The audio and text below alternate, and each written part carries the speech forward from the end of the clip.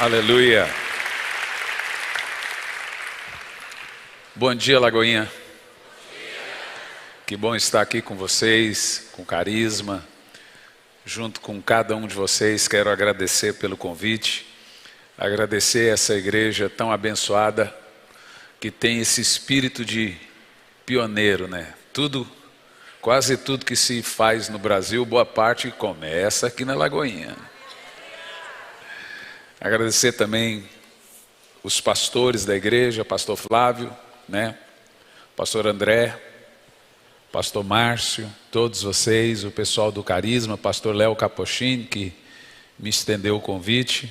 Pedi desculpas para o pastor Léo, que era para eu estar em Atlanta com ele agora no mês que entra, mas todas as minhas viagens internacionais foram canceladas. Tem uma coisa que Deus sabe, tive agora uma complicação no Ceará e estava jantando por volta de 10h30 da noite, começou uma dor no intestino muito grande e eu cheguei no hospital e tinha dado uma torção no intestino. O intestino, uma coisa muito perigosa, por sinal. E tive que fazer de urgência uma cirurgia. Mas Deus faz umas coisas, gente. Era para eu estar nessa data no Equador. Se acontece um negócio desse comigo fora do Brasil, eu estaria aqui em memória. É verdade. Mas aonde eu estava, o hospital era muito bom, né, e fiz uma cirurgia por vídeo. Então estávamos em oração, falando com os irmãos aqui do Carisma, vamos esperar, e os irmãos não quiseram desmarcar. Eu não sei qual foi a irmã ou pastora que disse para minha esposa: nós vamos esperar até sexta-feira. Alguém disse assim, falei, estão com fé. Mas se eles têm fé, eu também tenho. Quando chegou na sexta, na quinta-feira eu recebi alta.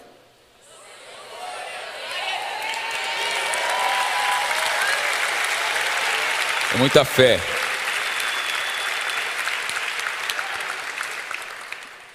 Gente, ali na saída, não sei aonde, no estande da Carisma, está os nossos livros. Eu sou escritor de 22 livros. E um dos livros que você vai adquirir, esse livro aqui, Incrível Graça. Eu e meus irmãos fomos deixados por pais. Eu tinha 9 anos de idade quando eu peguei a minha mãe na sala de casa traindo o meu pai. Uma semana, eu vi toda a cena. Uma semana depois, vindo da escola, havia um caminhão na porta de casa. A minha mãe colocou todos os móveis nesse caminhão, foi embora e não voltou nunca mais. Eu me culpava por a minha mãe ter ido embora, porque veja, eu a vi, ela viu o que eu vi, filha, ela foi embora por minha causa. Durante anos, a vida toda, durante anos, eu orei pela conversão e salvação da minha mãe. Um dia meu filho me perguntou: pai, por que você não tem raiva da avó? Ela abandonou vocês. Eu disse: você não tem raiva de quem você ora. Então eu aprendi que uma das maneiras mais poderosas de você perdoar alguém é falar o nome dela em oração. Você não consegue falar o nome de uma pessoa que você está com raiva em oração. Então foi isso que aconteceu. Eu passei a vida toda orando pela salvação da minha mãe. A história desse livro aqui é o seguinte: 5 filhos abandonados pelos pais. Nós éramos jogados numa casa, ficava numa casa, depois de outra, depois de outra. 5 filhos deixados. Eu, até os meus 25 anos de idade, eu mal e mal sabia ler e escrever. Casei-me com uma professora.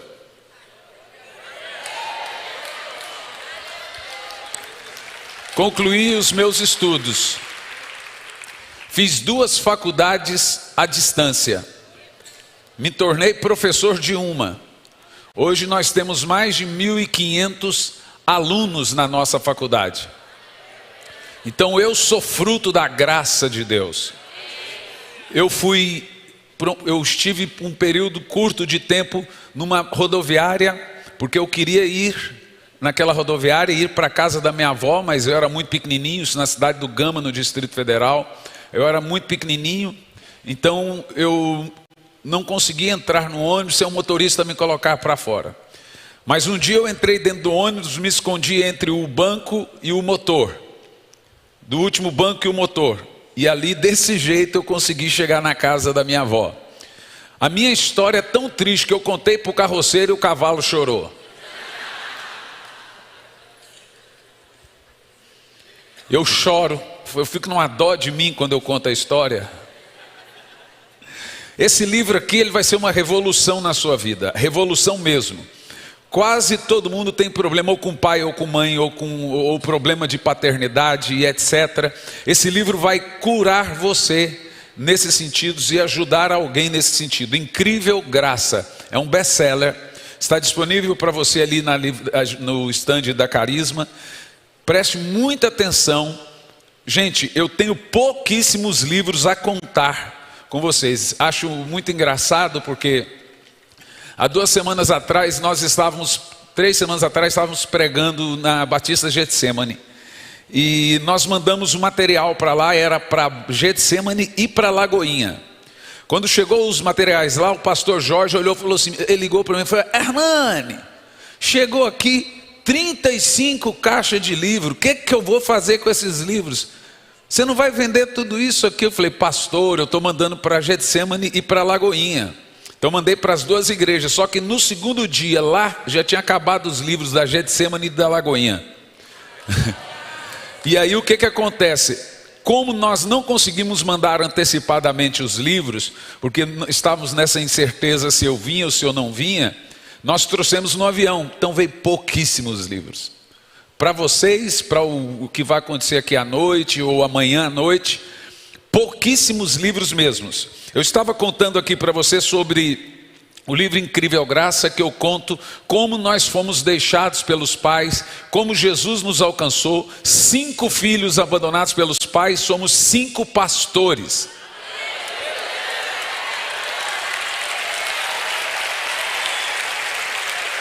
Só que você pode me perguntar: o senhor passou a vida orando pela sua mãe, a sua mãe se converteu? Se converteu.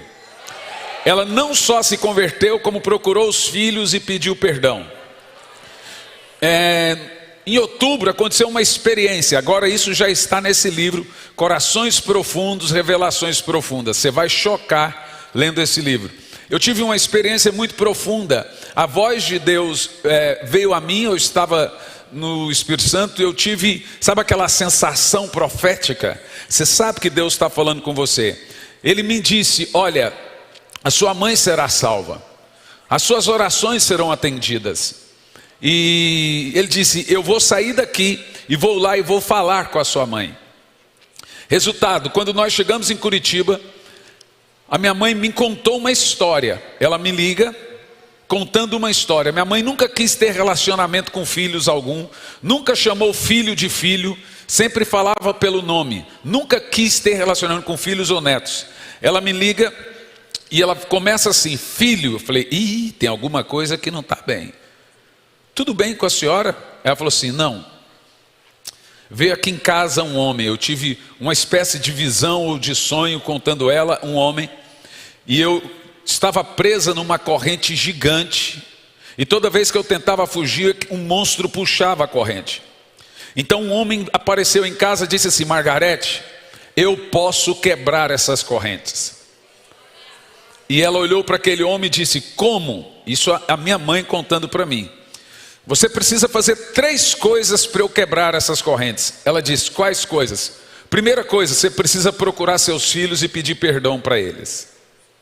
Segunda coisa, você precisa procurar seu ex-marido e pedir perdão para ele e também perdoá-lo. E a terceira, você precisa voltar para mim, voltar para os caminhos do Senhor. Se você falar que vai fazer essas 3 coisas, eu quebro essas correntes e você será completamente curada. Ela tinha muitos vícios, ela tinha muitos problemas, Foi estuprada aos 16 anos de idade. Tinha problemas graves, emocionais, psicológicos. E ela disse, eu vou fazer isso. Quando ela disse que iria fazer, veio alguém com uma espada muito grande e quebrou aquelas correntes. E ela foi completamente liberta, nunca mais tomou remédios, abandonou os vícios, procurou os filhos, passou a ter relacionamento com os filhos. Aqui, esse livro, Corações Profundos, Revelações Profundas, eu escrevi esse livro dentro de uma profunda devoção com Deus. É um livro que vai, em primeiro lugar, além de contar toda essa história da conversão dela, esse livro vai levar você a uma caminhada de oração com Deus. Eu me responsabilizo que ao terminar de ler esse livro, você estará orando por mais de 1 hora por dia. Eu estou dizendo para você, todo mundo aqui gostaria de orar mais. Raros crentes que eu falo assim, você quer orar? Não, não quero orar. Mas por que nós não conseguimos? Existe uma estratégia diabólica que te impede de orar mais, e existe uma estratégia divina que te faz orar mais. Deus me deu a graça de pregar pelo mundo todo, ensinando as pessoas a orar no mínimo 1 hora por dia. Eu tenho um gráfico aqui detalhado, todas as pessoas aprendem a orar 1 hora por dia. Os outros livros aqui. Precioso Espírito Santo, ensine seus filhos a respeitarem o Espírito Santo. Presta atenção. Os seus filhos não fazem o que você manda, fazem o que você faz. Os seus filhos só vão respeitar o Deus que você ama. Durante anos, nós estamos ministrando no Brasil e as pessoas mais impactadas são as crianças. Hoje à noite, eu pedi aos irmãos que vão estar junto aqui, crianças e também adolescentes. Eles são batizados com o Espírito Santo de uma maneira sobrenatural. Esse livro aqui, ensine seus filhos a respeitar o Espírito Santo.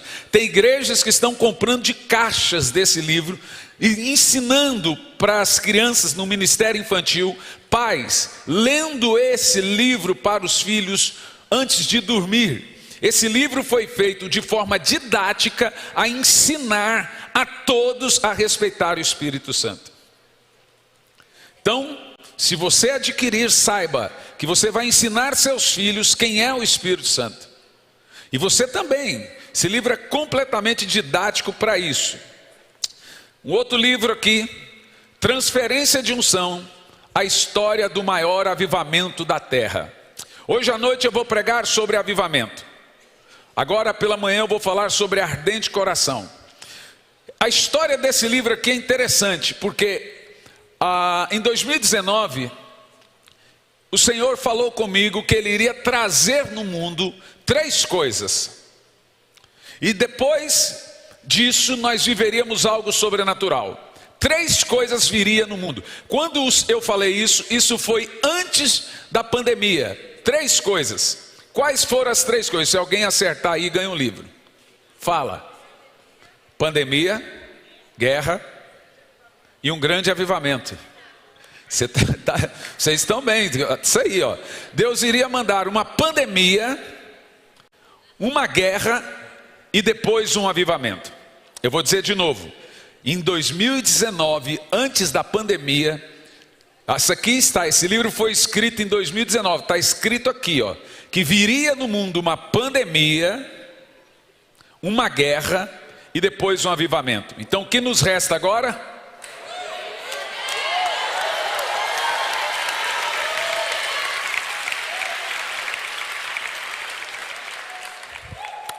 Toma, meus irmãos, o livro é seu.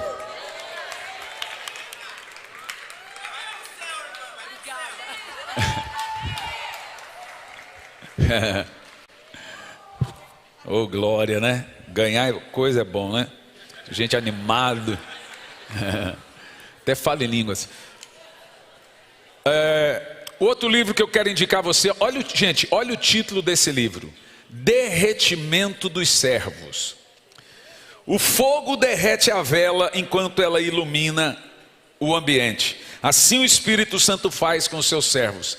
A vela dá vida enquanto queima. Essa é a nossa vida.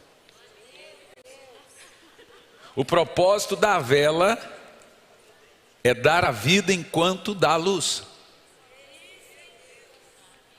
E depois acaba a missão dela. Esses são os servos de Deus. Dá vida enquanto queima. Bom, você já sabe, são 3 livros de avivamento aqui, né? Corações profundos, revelações profundas.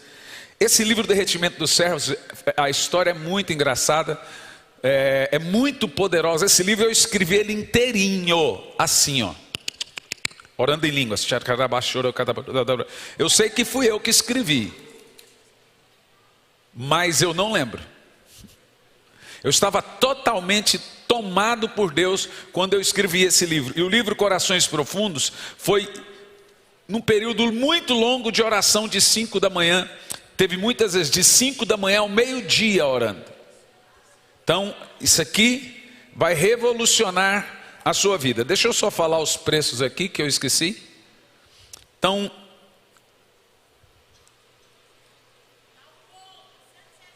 tá bom, obrigado, irmã. Já ouvi. Cada livro aqui, esses menores são R$35. Esses maiores aqui é 40. São 5 livros. Eu só sei que estão fazendo uma promoção ali dos 5 livros por R$170. Você pode fazer até em 3 vezes no cartão de crédito. E como eu te disse, tem irmãos que já vi, foi lá correndo. É só o que tem. João 21, versículo 15. Ardente coração.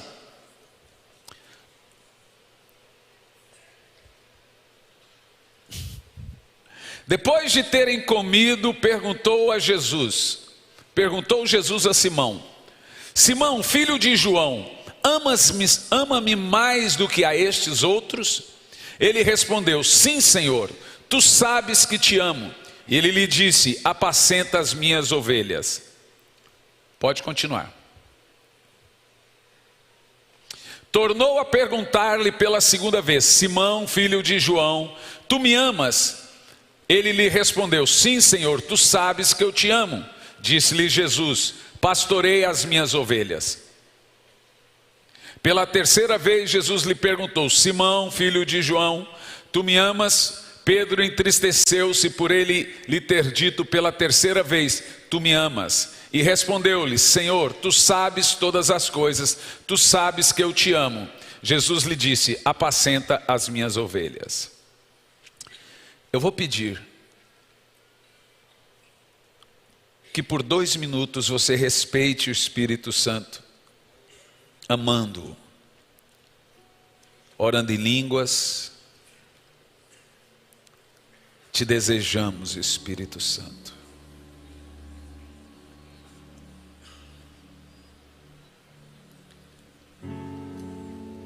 Te desejamos.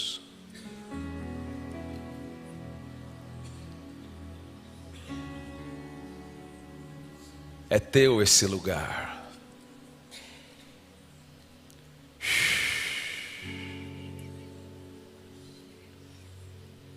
É teu esse momento.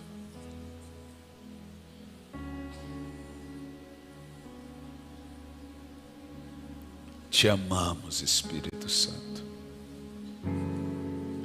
Ensina-nos a te amar.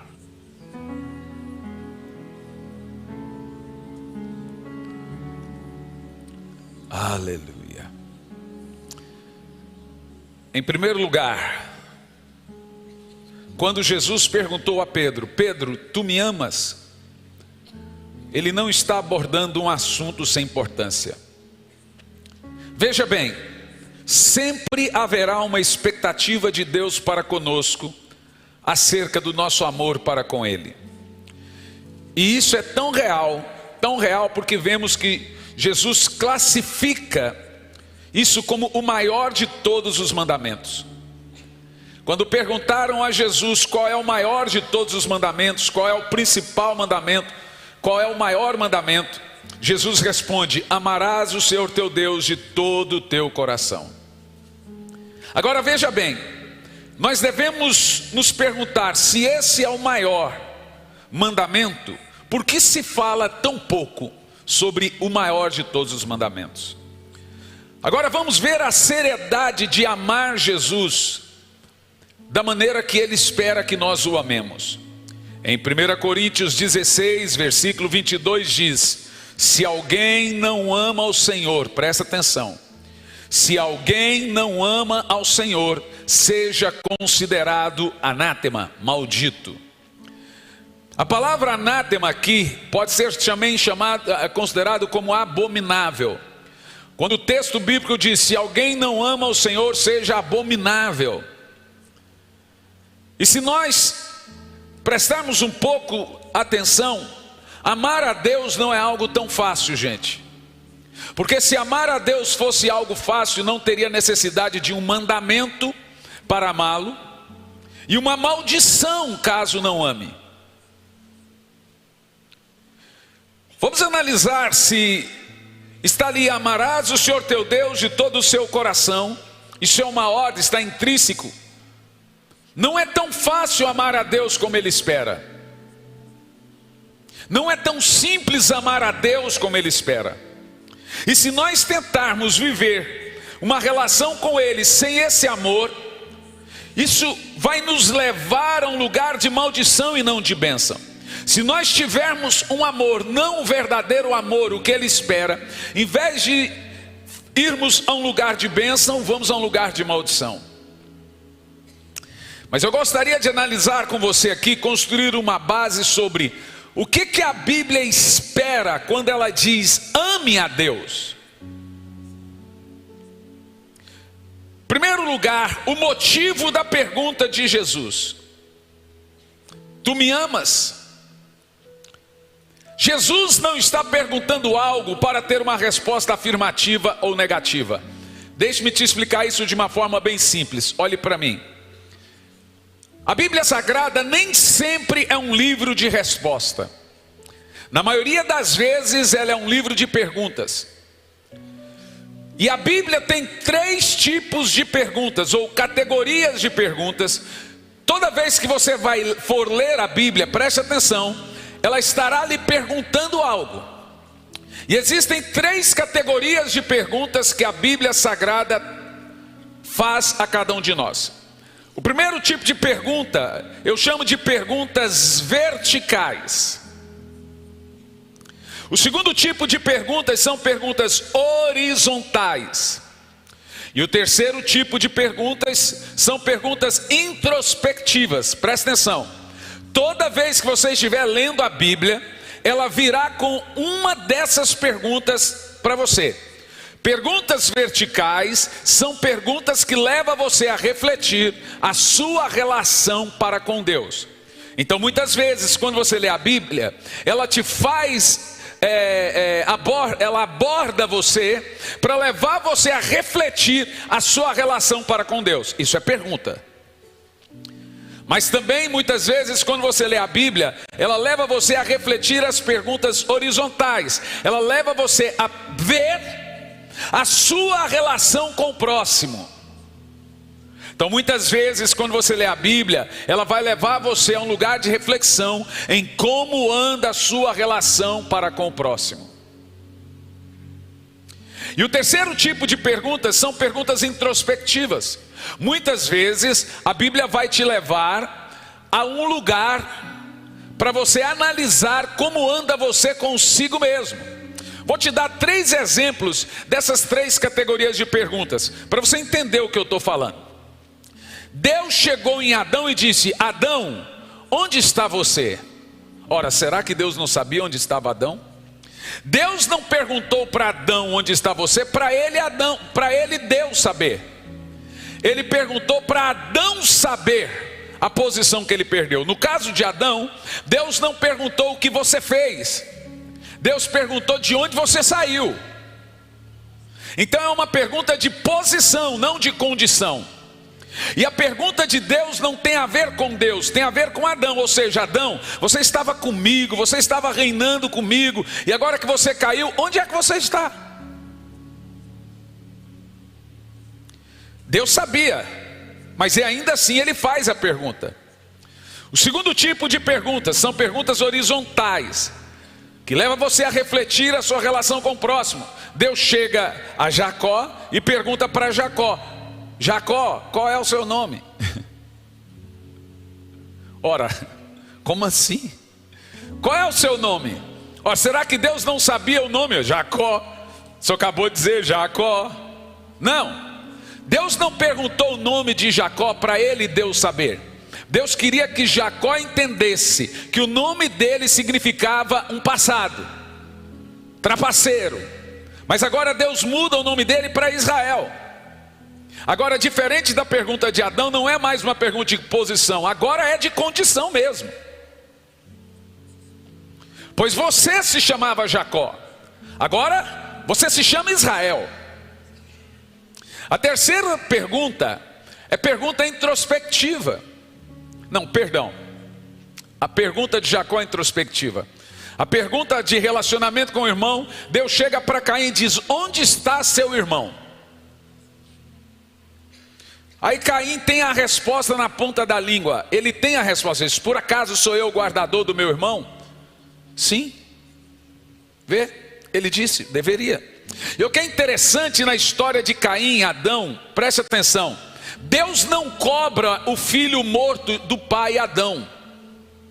Deus cobra a mulher. Deus cobra do irmão o outro irmão. Onde é que estão os seus irmãos? Alguns até desviados. Deus cobra de Caim a morte do irmão, não cobra de Adão a morte do filho. Em outras palavras, as perguntas que estão na Bíblia, e eu trago essa regra agora de Jesus a Pedro, a ideia aqui, Jesus não está perguntando algo para Pedro para ter uma resposta afirmativa do tipo: eu te amo, Senhor. Jesus não perguntou: Pedro, tu me amas? Para Pedro dizer te amo. Ora, se Jesus não perguntou para Pedro, não é tipo a minha filha: papai, você me ama? Eu tenho que dizer te amo. Se Jesus não perguntou a Pedro para obter uma resposta, então por que ele fez a pergunta? Na realidade, o que importa é aquilo que está por detrás da pergunta. É a intenção de conduzir Pedro a uma autoavaliação. É levar Pedro a ele mesmo pensar: será que eu amo mesmo o Senhor?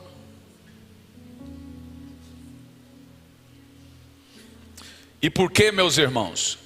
Porque todos nós, de tempos em tempos, precisamos de uma autoavaliação sincera de como anda nosso amor para com Jesus.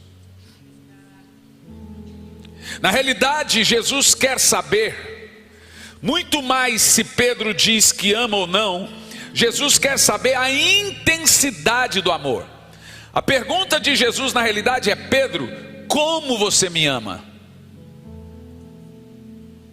Você me ama? Como? A intensidade do amor, e não apenas se existe ou não amor. Jesus quer saber o tanto de amor que Pedro tem. Minha filha pergunta: papai, você me ama? Te amo, filha. Mas não satisfaz ela. Ela pergunta: quanto? Eu falo do tamanho do universo. Ela fala: ah, tá bom. A ideia de Jesus a Pedro não é saber se Pedro te amo, etc. Não é o tanto, como. O que você estaria disposto, Pedro, a renunciar por mim? Por que que Jesus fez isso? Por que que Jesus inquiriu Pedro dessa maneira? Por dois motivos pelo menos. Primeiro, as três perguntas feitas a Pedro são parecidas, mas não são iguais. Nós vamos colocar na tela de novo. Não são iguais.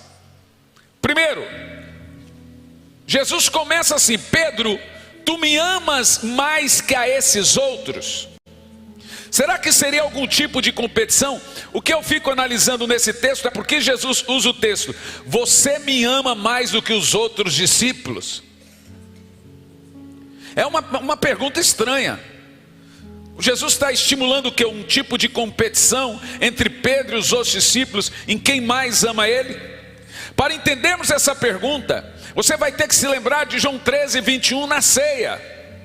Jesus está ali com os demais discípulos na ceia, e de repente ele se levanta e diz que iria padecer tudo o que padeceu, mas ele levanta e diz: um de vocês há de me trair, um de vocês é o diabo.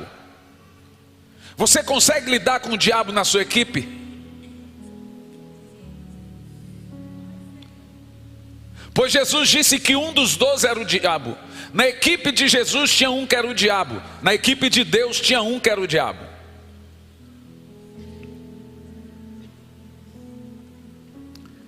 E ele levanta e diz: um de vocês irá me trair.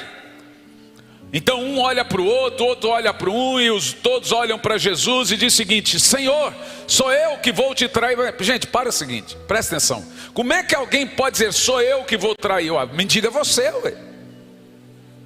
Como assim sou eu que vou? Me diga você, que tem que saber se é você que vai trair ou não. Mas no meio desses 12, presta atenção, todos tinham dúvida se iriam trair ou não. No meio teve um que disse: por ti darei a minha vida. Ele prometeu, se possível fosse, morrer por Jesus. Quem foi? Voltando em João 15, você sabe por que Jesus vem a Pedro e lida com a traição? Porque Pedro prometeu um amor a Jesus. Ele prometeu sacrifício. Ele prometeu, se possível fosse, dar a vida por Jesus. Mas ele não entregou. Ficou só na promessa. Muito pelo contrário, você sabe, ele nega Jesus depois. Pouco tempo depois dele prometer: por ti darei a minha vida, está lá preso, negando Jesus 3 vezes. Jesus morre, ressuscita, vem atrás de Pedro e vai restaurar Pedro da traição. Sabe como? Metendo o dedo na ferida. Por isso que o texto diz que Pedro ficou triste. Por que ele ficou triste? Porque viu que Jesus estava lidando com a traição. Gente, se um homem que andou com Jesus, cortou a orelha de Malco, disse que amava Jesus e depois não amava, imagine a gente. Se você for avaliar de fato o seu amor por Jesus,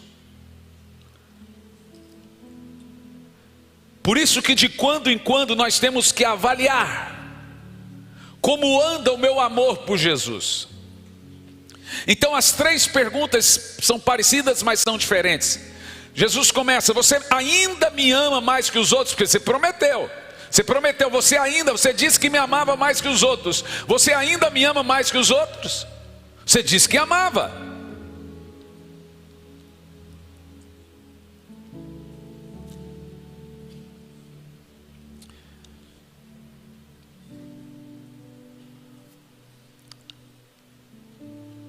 Na realidade, isso nos leva ao segundo motivo de por que Jesus fez essa pergunta a Pedro: a avaliação do tipo de amor. Jesus pergunta uma coisa, Pedro responde outra. Ali no texto, Jesus pergunta para Pedro: Pedro, tu me amas? Pedro não responde como se espera. Te explico. Existem 4 definições na Bíblia da palavra amor. 3 delas é popularmente conhecidas, mas uma talvez nem tanto. Então existe o amor storge, que é o amor familiar. Existe o amor ágape, que é o amor de Deus, sacrificial. E existe o amor eros, que é o amor sexual. E existe o amor filéus, que é o amor de irmão, o filezinho. O que é mais interessante é que nós, quando falamos de amor, a gente junta tudo dentro da palavra de amor. Eu amo o cachorro, eu amo o carro, eu amo a casa, eu amo a mulher, eu amo o filho. Mas na nossa concepção de palavra de amor, nós sabemos que o amor é diferente, mas a palavra não. Amar um cachorro e amar a mulher é amar na palavra, só no verbal. Israel não. No hebraico, as palavras, ou no grego, amor tem diferença.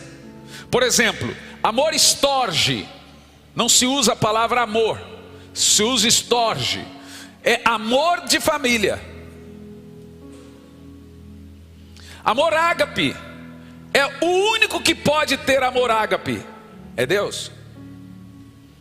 E a gente classifica isso como amor de Deus, mas o ágape significa sacrificial. Pedro, quando disse, por ti darei a minha vida, ele disse, eu te amo com amor ágape. Quando Jesus vem a Pedro e pergunta, tu me amas? Ele vem cobrar o ágape de Pedro. Temos também o amor eros, que é o amor sexual. E o filéus, que é o amor de irmãos. Quando Jesus vem a Pedro, ele disse, Pedro, tu me amas? A palavra que tem ali no grego é Pedro, agapmi. Agapmi. Pedro deveria responder agapau, mas ele não responde agapau, ele diz filéus. Percebeu? Jesus pergunta, você me ama de forma sacrificial? Ele não responde, ele diz, eu gosto de você.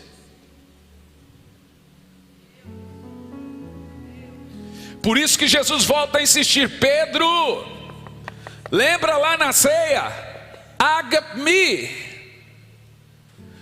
Pedro volta a insistir com Jesus, filéus-me. Mas diz a Bíblia que pela terceira vez Jesus muda a pergunta. Pedro, filéus-me. Tá bom, Pedro, você gosta de mim?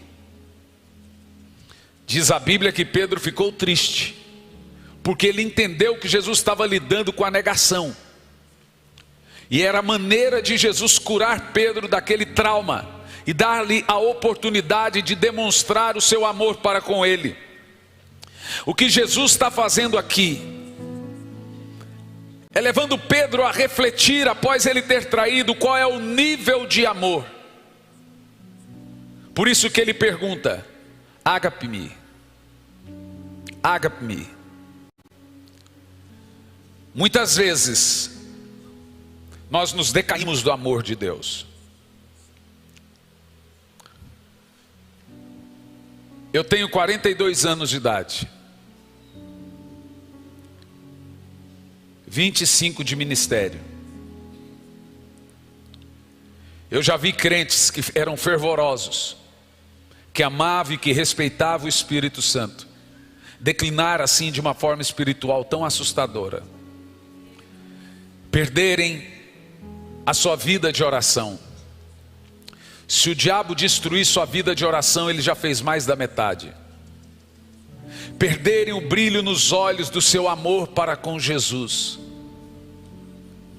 perderem a noção do amor que se possa ou que possa ter por Jesus. Muitas vezes nós achamos que amamos o Senhor como Pedro achava, e percebemos que esse amor não é de fato um amor suficiente, e nos decaímos, e a Bíblia chama isso de frieza espiritual. Em Apocalipse capítulo 2, do versículo de 1 a 5, é grave decair do seu amor para com Deus. Decair, frieza espiritual. Apocalipse 2, versos de 1 a 5.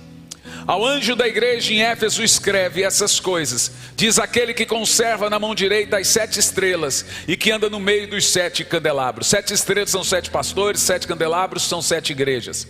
Conheço as tuas obras, tanto o teu labor como a tua perseverança, que não pode suportar homens maus, e que pusestes à prova os que a si mesmos se declaram apóstolos e não são, e os achastes mentirosos. Presta atenção nisso. E tens perseverança e suportastes prova por causa do meu nome, e não te deixastes esmurecer. Tenho, porém, contra ti o fato de decaírem, abandonarem o primeiro amor.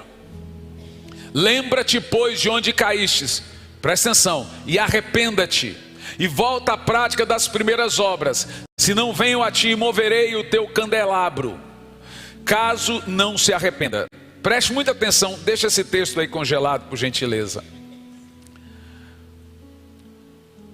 Quando você encontra alguém decaído do amor, que é o termo para frieza espiritual, eu quero que você entenda que frieza espiritual não é uma condição tolerável. Frieza espiritual não é uma condição aceitável. Frieza espiritual é um pecado grave como qualquer outro pecado. Quando você pega esse povo que decaiu do primeiro amor, Jesus não diz para eles assim: vem aqui, vamos tentar ver como que faz com o seu quieto. Ele manda você se arrepender. Uma irmã chegou no pastor Luciano Subirá e disse assim: pastor, eu estou em crise. Ele disse: por quê, irmã? Porque eu perdi o primeiro amor. Luciano olhou para ela e disse: então você não é crise que você tem. Ah, é o quê? É pecado. Você não está em crise, você está em pecado. Olhe bem para mim. A maioria de nós aqui pode talvez, ou com certeza já passou por um momento de frieza espiritual. Mas qual é a característica de um momento em que a pessoa passa por frieza espiritual? A primeira maior característica, assim como a febre é para o corpo quando tem uma infecção, quando alguém está passando por uma crise espiritual, ou uma frieza espiritual, é que ela perde a sua vida de oração. A oração é o maior indício que você está ainda lutando no seu fervor ou mantendo a chama acesa. Quando você perde a sua vida de oração, ali nós temos um indício grave que você perdeu o primeiro amor. Olhe bem para mim. Oração não é somente aquilo que eu falo com Deus, é também ouvi-lo. É a mistura da fome de Deus com a sede do homem. Oração não é só um meio que eu consigo de Deus o que eu quero, é também como Deus consegue de mim o que Ele quer. Meu irmão, se você não topar o diabo quando você estiver indo, é porque você está andando lado a lado com ele. Não há lado nessa guerra que se possa ser neutro. O crente que ora deixa de pecar, e o crente que peca deixa de orar, já dizia Leonard Ravenhill. Eu posso começar aqui perguntando a você, e vai por mim, ainda tenho mais 2 mensagens. Posso começar lhe perguntando: como está a sua vida de devoção para com Deus? Por isso que chamamos de devocional. O judeu ora 3 vezes por dia. O budista 10 vezes por dia. O muçulmano 5 vezes por dia. O Seishonoei 18 vezes por dia. E o cristão?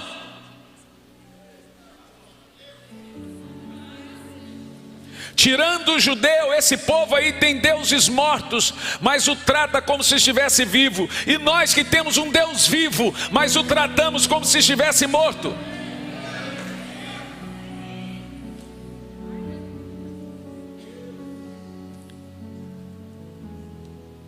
Simplesmente não há vida cristã sem oração, sem a devoção. Eu morro de saudade do meu lugar de oração.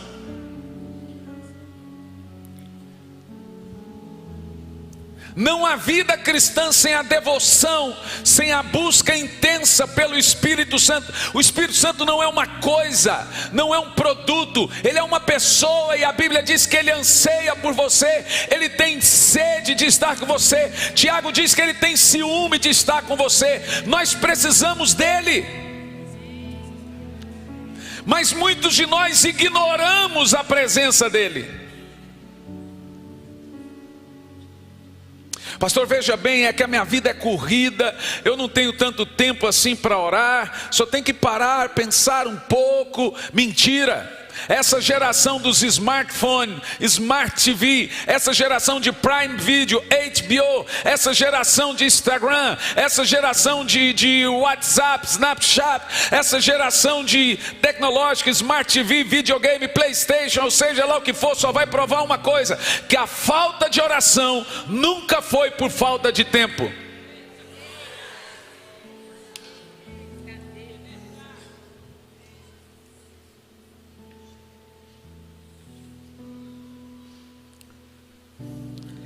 É possível passar a vida cristã sem orar? Qual é a oração que nós fomos convocados a ela? Existe, irmãos, de oração, porque a maioria das pessoas não oram porque elas dizem que não fazem parte do ministério de intercessão. Mas quem te disse isso? O nosso amor por Deus talvez está esfriado porque nós paramos de correr ao lugar secreto, paramos de consultar o lugar secreto, não vamos mais ao lugar secreto, não vamos mais ali para dizer o quanto Ele é maravilhoso, somente para dizer: eu te amo, Jesus. Eu estou aqui, vou ficar algumas horas dizendo: eu te amo, eu te amo, eu te amo. Por isso que Joel capítulo 2 versículo 12 diz assim: voltem-se para mim. Hoje mesmo assim diz o Senhor está nos chamando de volta, Ele está requisitando você de volta.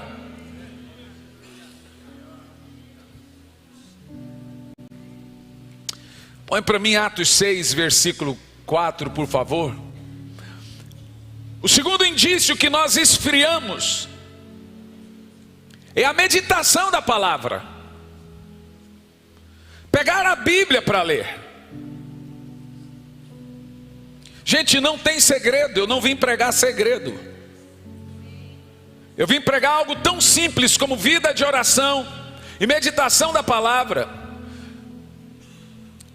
Em Atos capítulo 6, no versículo 4, diz assim: quanto a nós, nos consagraremos à oração e ao ministério da palavra. Agora olhe bem para mim, deixe-me te explicar esse texto. Oração não é ministério, palavra não é ofício. A maneira que Deus faz para mudar um coração, mudar uma nação, mudar um povo, ainda é esse.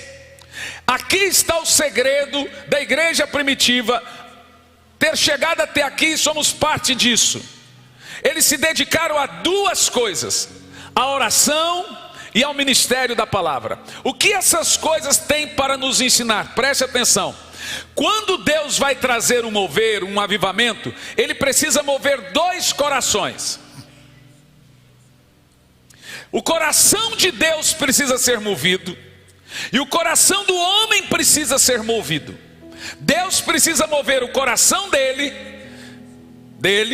Deus, e o coração do homem.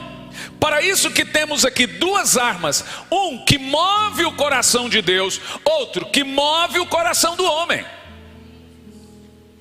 Dentro dessas duas armas, oração e palavra, qual delas move o coração de Deus e qual delas move o coração do homem? A palavra não foi feita, presta atenção, para Deus. A oração não foi feita para o homem. Você não ora para outro homem e nem prega para Deus.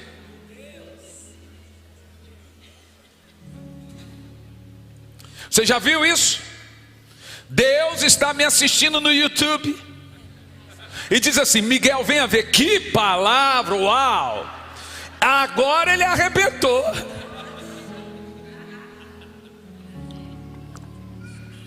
Deus não ouve pregação. Eis a parte que Deus não ouve. A palavra não foi feita para mover Deus. A palavra move, escute, o coração do homem. A oração move o coração de Deus. A palavra toca o tempo, a oração a eternidade.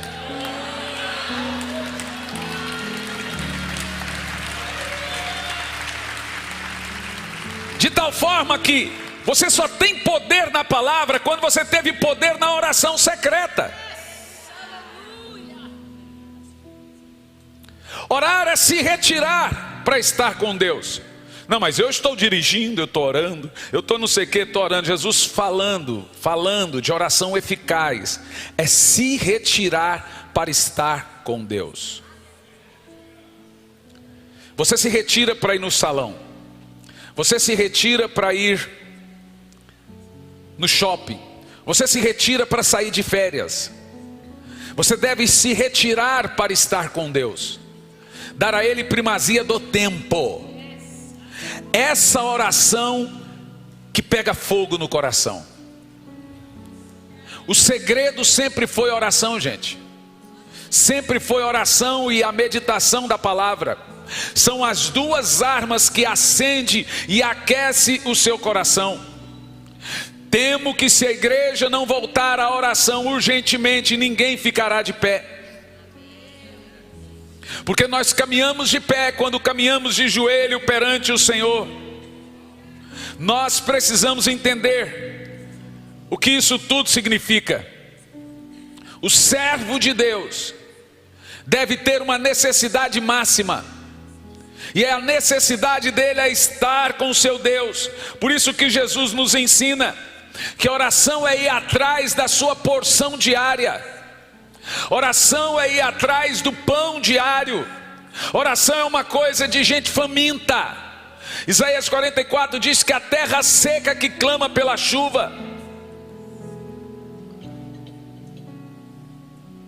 Você não deve apartar-se da oração e da palavra.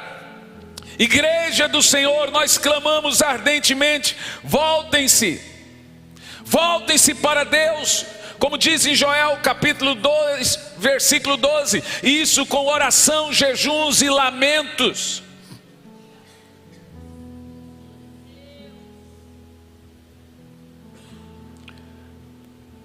É lamentável como as pessoas não valorizam a oração, porque pensam que não foram chamadas para isso. O ministério da palavra é um ministério de poucos, já o ministério da oração é um ministério de todos. Poucas pessoas vão subir aqui e pregar, e olha, você tem que entender, isso é muito bom. Poucas virão aqui e irão pregar, todos devem orar. Até uma criança pode orar. Todos devem voltar-se com oração. Todos devem voltar-se a Deus com a sua vida de oração.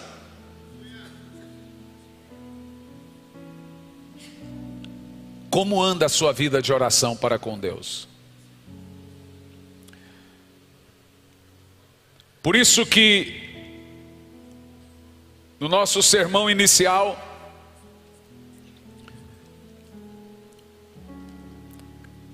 nós entendemos o que é amor ágape. O amor sacrificial. O amor de se doar a Deus. E a Bíblia, quando diz aqui que Ele não aceita outro tipo de amor da nossa parte para com Ele, e vai por mim, Deus não aceita qualquer amor que saia de nós para Ele que não seja sacrificial. Ele diz: quem não deixar pai, mãe, filhos, bens por amor de mim, não é digno de mim. Mas pastor, o que eu tenho que fazer então para voltar ao primeiro amor? Se o amor pode ser decaído, ele pode ser também aumentado. Porque nós vemos muito bem a história de Pedro. Quando Jesus vai a Pedro para restaurar Pedro, ao final da vida de Pedro, como é que termina a vida de Pedro? Numa cruz, de ponta cabeça, dando a sua vida por Jesus como ele tinha prometido. Agora eu vou tentar te explicar o que é amor ágape. E aqui eu concluo a participação na manhã.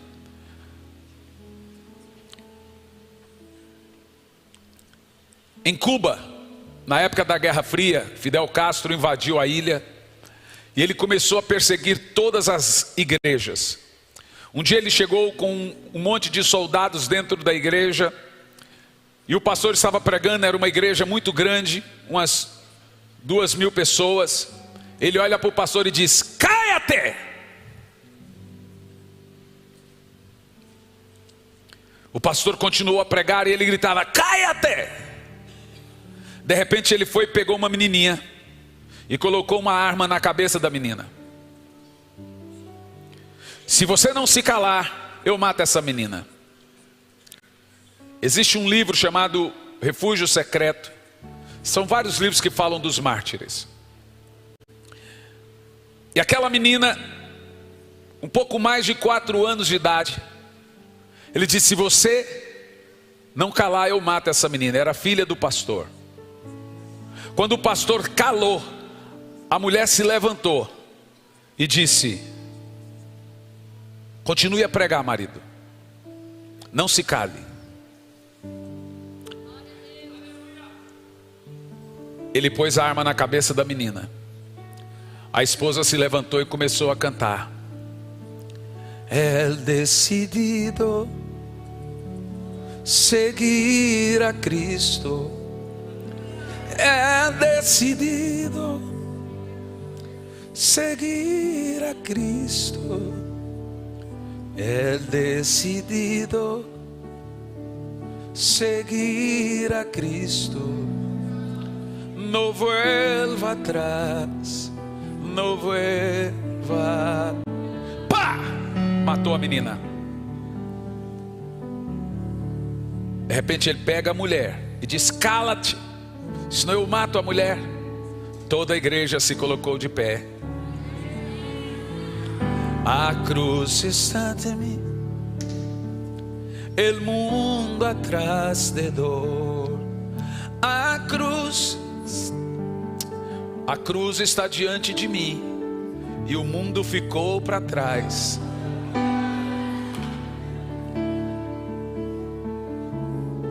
A cruz está diante de mim, não vuelvo atrás, não vuelvo atrás.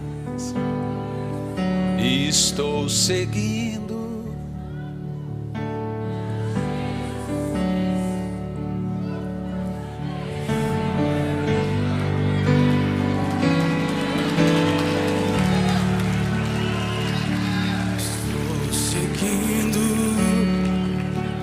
Jesus Cristo, pra trás não volto.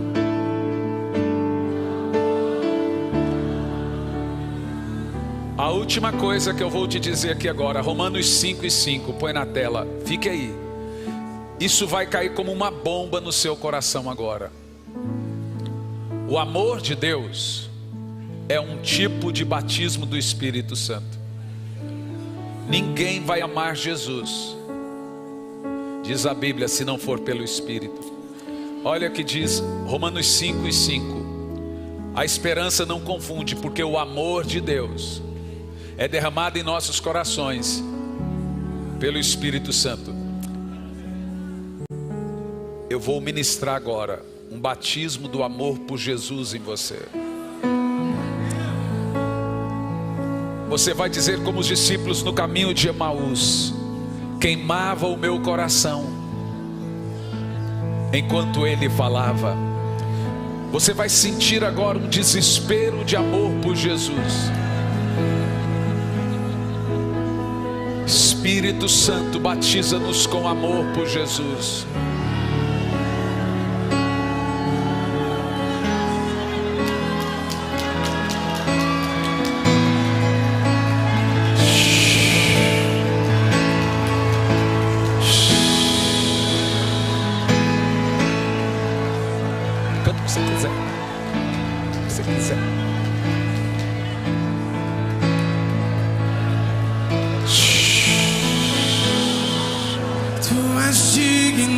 de tudo. Você está recebendo um batismo do amor por Jesus agora. Tu és digno de tudo. Pois tudo vem de ti e tudo é para ti.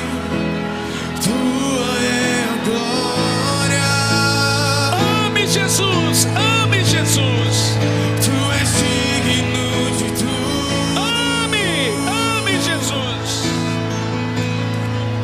Tu és digno de tudo. Pois tudo vem de ti e tudo é para ti. Tua é a glória. Levante suas mãos e declare isso. Te exaltamos. Te exaltamos. Te exaltamos. Ame Ele, Ó Senhor, ame Jesus. te exaltamos. Ame Jesus. Te exaltamos. Ame o mais alto que você puder. Te exaltamos. Sinta queimar o seu peito agora. Te exaltamos. Que o Espírito Santo lhe batize com